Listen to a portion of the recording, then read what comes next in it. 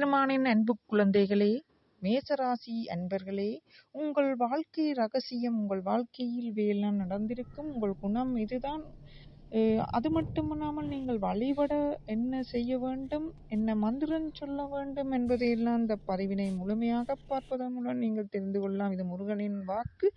இது வசிரஜி தெய்வீகம் சேனல். முழுமையாக பாருங்கள். என்னுடன் தொடர்ந்து இணைந்திரு குழந்தாய். அதற்காக வீடியோவின் கிளிக் சப் பண்ண கிளிக் பண்ணுங்கள். பக்கத்தில் வெள்ளைக்கெல்லாம் ஓல் பண்ணுங்கள், கிளிக் பண்ணுங்கள், லைக் பண்ணுங்கள், கமெண்ட் பண்ணுங்கள். என்னிடம் நீ வாக்கு கேட்கலாம். கைரேகை, வாக்கு, ஜோதிடம் சகலதும் கேட்பதற்கு எனது வாட்ஸ்அப்பில் முன்கூட்டியே காசு கட்டி மெசேஜ் எழுதி கேட்டுக்கொள்ளலாம்.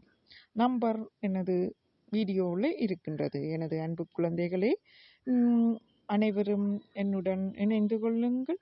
மேசராசியில் பிறந்தவர்களின் வாழ்க்கை எப்படித்தான் இருக்கும்? மேசராசி என்பவர்கள் சுறுசுறுப்பானவர்கள், முன்கோபக்காரர்கள், எதிலும் பிடிவாதக்காரர்கள். தான் ஒன்றை நினைத்து விட்டால் சரியென நினைத்து விட்டால் அது சரிதான் நினைப்பவர்கள். அவர்கள் நினைப்பது பிள்ளையாக இருந்தால் கூட அவர்கள் சரியாக நினைத்து விட்டால் அது சரிதான் என நினைப்பார்கள். மற்றவர்களும் அதை சரியென நினைக்க வேண்டும் என நினைப்பவர்கள் இவர்கள். ஆனால் இவர்கள் நல்லவர்கள். இவர்கள் எப்போதும் தைரியம், தன்னம்பிக்கை, விடாமுயற்சி, எந்த விஷயத்திலும் பயமில்லாமல் அணுகுவது போன்ற இயற்கையான குணங்களை பெற்றவர்கள் இந்த மேசராசி என்பர்கள். மேசராசி என்பர்கள் நிறமானவர்கள், சற்று முன்கோபம் கொண்டவர்கள், கோபம் வந்தால் மூக்கு அல்லது முகம் சிவக்கக்கூடிய நபர்கள், எளிதில் உணர்ச்சி வசப்படக்கூடியவர்கள், சாகச பயணங்கள் செல்வது, விளையாட்டு போன்ற விஷயங்கள் இவர்களுக்கு மிகவும் பிடிக்கும். இந்த மேசராசி என்பவர்களுக்கு இவர்கள் நம்பிக்கையான நபர்களாகவே இருப்பார்கள். தொழில் மற்றும் நட்பு வட்டத்தில் மந்தமாக செயல்படுபவர்களை கண்டால் இவர்களுக்கு பிடிக்காது. வேகம், சீக்கிரம், அவசரம் இது போன்ற வார்த்தைகளை இவர்கள் அதிகம் உபயோகிப்பதை காணலாம். காரமான உணவுகளை அதிகம் விரும்பி சாப்பிடக்கூடிய மேசராசி என்பவர்களே குழந்தாய், பெரும்பாலும் உஷானமான உடல் தன்மை கொண்டவர்கள் நீங்கள். நல்ல வலுவான ஆரோக்கியமான உடல் அமைப்பு பெற்றவர்கள் நீங்கள். இந்த காரமான உணவுகளை உட்கொள்வதனால் உங்களுக்கு அல்சர் போன்ற வேறு நோய்களும் ஏற்படுகின்றது. அதை பற்றியும் நான் சொல்ல இருக்கின்றேன். எனது அன்பு குழந்தையே, இந்த பொதி செய்யப்பட்ட உணவுகளை தவிர்த்துக்கொள் குழந்தாய். நீயே வீட்டிலேயே ஆரோக்கியமான உணவுகளை சமைத்து உட்கொள்ளுங்கள். ஆரோக்கியமற்ற பொதி செய்யப்பட்டு கடைகளில் விற்கின்ற உணவுகளை உட்கொண்டு விட்டு உடலை கெடுத்துக் கொள்ளாதே குழந்தாய். எனது முருகனின் அன்பு குழந்தையே, செவ்வாயை ஆதிக்கமாக கொண்ட முருகனின் அன்பு குழந்தாய் இந்த மேசராசி என்பர்கள். கல்வி மற்றும் தொழில் அமைப்பை பார்த்தால் விஞ்ஞானம், இயந்திரக்கலை, பழுது பார்க்கக்கூடிய துறை, விமான போக்குவரத்து, கட்டுமானத்துறை, விவசாயம், கனரக பொறியியல் துறை, கணனித்துறை, மருத்துவத்துறை, அறுவை சிகிச்சை துறை, பேங்க், இராணுவ, கல்வி, காவல்துறை, விளையாட்டு போன்ற துறைகளில் இவர்களுக்கு கல்வி கற்றாலும் தொழில் அமைந்தாலும் சிறப்பாக இருக்கும். அது மட்டுமில்லாமல் அரச தொழில்களும் இவர்களுக்கு கிடைக்கும். திருமண வாழ்க்கையை பார்த்தால் துளாராசி அல்லது துலா லக்கினத்தைச் சேர்ந்தவர்கள் பொருத்தமான வாழ்க்கை துணையாக அமைவது 100% பொருத்தமானால் மேசராசி என்பவர்களுக்கு துளாராசி என்பவர்கள் தான். அது மட்டுமில்லாமல் சுக்கிரனின் தன்மை கொண்ட ரிஷபம், மகரம், தனுசு போன்ற ராசிகளும் நன்றாகவே பொருந்தும் இந்த மேசராசி என்பவர்களுக்கு. இவர்கள் நட்சத்திர அமைப்பை பொறுத்து தார பலன் பார்த்து திருமணம் செய்வது சிறப்பான மன வாழ்க்கை ஏற்படுத்தி தரும். மேச ராசியில் இருக்கின்ற நட்சத்திரங்களின் அமைப்பை பொறுத்து இந்த பொருத்தத்தை பார்த்து கொள்ளுங்கள்.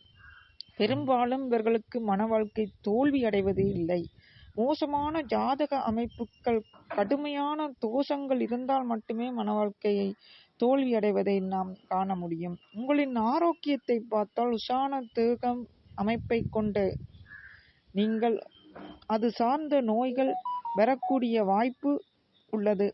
கொப்புளங்கள், கழிவு உறுப்புகளில் கட்டிகள் மூலம் உடல் சூட்டால் ஏற்படக்கூடிய தலைவலி மற்றும் குடல் பகுதிகளில் அல்சர் போன்ற நோய்கள் வரக்கூடிய வாய்ப்புகள் உங்களுக்கு இருக்கின்றது மேசராசி என்பவர்களே. நரம்பு சார்ந்த பிரச்சனைகளான வெரிகோஸ் வெயின், நரம்பு தளர்வு இது போன்ற விஷயங்கள் நடுத்தர வயதில் ஏற்பட வாய்ப்புள்ளது மேசராசி என்பவர்களே. செவ்வாய் கடகத்தில் நீசம் அடைவதால் மன பலம் சற்று குறைவு, மன அழுத்தம், மன நோய் கூட ஏற்பட வாய்ப்பு இருக்கின்றது. அதனாலே இவர்களுக்கு வியாதிகள் வரும். திருமண வாழ்க்கை அல்லது தொழிலில் ஏற்படும் மனக்குழப்பத்தை சமாளிக்க தெரியாமலேயே பல வியாதிகளை இவர்கள் சமாளிக்க வேண்டிய சூழல் ஏற்படும் மேசராசி என்பவர்களே. நோய் தாக்குதலில் இருந்து இவர்கள் மீண்டு வர வைத்தீஸ்வரன் அதாவது சிவன் பெருமானை வழிபடுவதும் முருகப்பெருமானை வழிபடுவதும் நல்ல ஆகும். முருகனை வள்ளி தெய்வானையுடன் கூடிய முருகப்பெருமானை வழிபடுவதன் மூலம் உங்களுக்கான திருமண தடைகள் விலகும். திருமண வாழ்க்கையில் ஏற்பட்டிருக்கும் பிரச்சனைகள் விலகும். முருகப்பெருமானுக்கு குங்கும அர்ச்சனை செய்து வழிபடுவது நல்லமாகும். அந்த முருகப்பெருமான் குலத்துடன் கூடிய கடலுடன் கூடிய முருகப்பெருமான் கோயிலுக்கு சென்று இவர்களுடைய ஜென்ம நட்சத்திரம் அன்று வழிபடுவது மிகவும் சிறப்பாகும் மேசராசி என்பவர்களே. உங்களின் ஜென்ம நட்சத்திரம் ஒவ்வொரு மாதமும் ஒவ்வொருத்தருக்கும் ஒவ்வொரு நட்சத்திரம் ஜென்ம நட்சத்திரம் வரும். அந்த ஜென்ம நட்சத்திரத்தன்று அர்ச்சனை செய்யணும். அருகில் இருக்கிற சிவன் கோயிலையோ முருகன் கோயிலையோ அர்ச்சனை செய்யலாம். அதுவே முருகன் அதாவது கடலுடன் கூடிய முருகப்பெருமான் கோயிலுக்கு சென்று நீராடி குளித்து அந்த உலர்ந்த அதாவது குளித்த ஈரமான ஆடையுடன் சென்று முருகப்பெருமானை தரிசித்து முருகனுக்கு உங்களின் ஜென்ம நட்சத்திரத்தை அன்று வழிபடுவது மிகவும் சிறப்பாக இருக்கும். இளநீர், கொப்பரை, தேங்காய் பால் போன்ற உணவுகளை அடிக்கடி சேர்த்துக்கொள்வது இவர்களுக்கு மிகவும் நல்லது. அதிர்ஷ்டம் பெருக செய்ய வேண்டியது கிழக்கு வாசல் வீடுகளில் குடியிருக்கலாம். சஷ்டி விரதம் இருப்பது, கந்தஷ்டி விரதம், சஷ்டி விரதம் போன்றன உங்களுக்கு நல்ல பலன்களை தரும். செவ்வரளி மலர்களால் முருகப்பெருமானை வழிபடுவது, யோக பயிற்சிகளை கற்றுக் கொடுப்பது கொண்டு செய்வது, யோகா பயிற்சிகளை கற்றுக்கொண்டு செய்வது, பவள மோதிரம் அணிவது, தொழிற்தடை மற்றும் பிரச்சனைகள் ஏற்பட்டால் அஷ்டமி திதியில் சண்முகன் அதாவது முருகப்பெருமானுக்கு நல்லெண்ணெய் தீபம் போட்டு வழிபடவும், பணக்கஷ்டம் ஏற்பட்டால் கோமாதாவிற்கு உணவு கொடுப்பதும் சிறப்பு பலன்களை தரும். முருகப்பெருமானுக்கு நான் சொன்ன இந்த மந்திரங்கள் இந்த வழிபாடுகளை செய்வதன் மூலம் மேசராசி என்பர்களின் வாழ்க்கையில் குடும்பத்தில் ஏற்பட்ட கருத்து வேறுபாடுகள் கூடுதலாக உங்கள் ஜாதகத்தில் திசை இருக்கும் வீட்டதிபதி ஜாதகத்தின் கோச்சாரங்களின் நல்லாக இருந்தால் இப்பலனும் சேர்ந்து மேசராசி என்பவர்கள் 100% நன்றாக இருப்பார்கள். ஜாதகம் சரியில்லாவிடில் அல்லது பொருத்தம் அடிவாக பார்த்து செய்யாவிடில் உங்களுக்கு பிரச்சனைகள் வாழ்க்கையில் ஏற்பட்டு கொண்டு இருக்கும். அப்பிரச்சனைகளை நீக்குவதற்கு கணவன் மனைவிக்கு இடையிலான கருத்து வேறுபாடுகள், குடும்பத்தில் ஏற்படும் பிரச்சனைகள் சகலவற்றையும் நீக்கிக் கொள்வதற்கு மேசராசி என்பவர்கள் அதிர்ஷ்டம் பெருக வேண்டி கிழக்கு வாசல் வீடுகள் குடியிருக்கலாம். அடுத்த சஷ்டி விரதம், செவ்வரளி மலர்களால் முருகப்பெருமானை வழிபடுவது, செவ்வரளி மலர்களை கொண்டு சென்று முருகப்பெருமானுக்கு கோயிலில் கொண்டே சென்று கொடுக்கலாம்.